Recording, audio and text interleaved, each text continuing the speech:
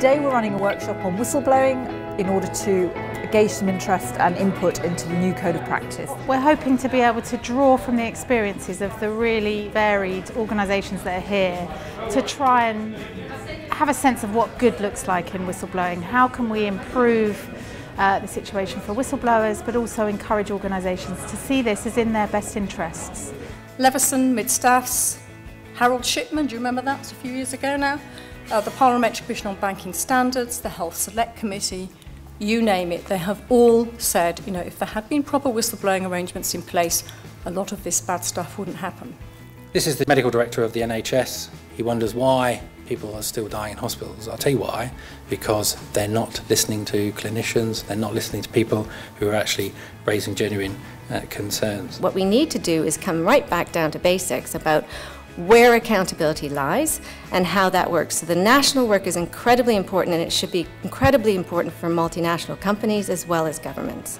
We've worked with BSI on a code of practice on whistleblowing arrangements in 2008. It really is time for a review, and part of today is to try and work out what that review will involve, how we improve matters for organisations, how we make whistleblowing a positive activity as opposed to something that people should be fearful of. We want to work with you, we want to work with Public Concern at Work, we want to work with organisations to enable people to raise concerns.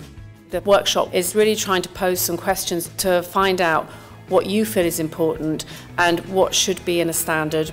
We're going to have some different themes for each of the tables to consider, and each of the groups of stakeholders will have some time to consider each of those questions in full.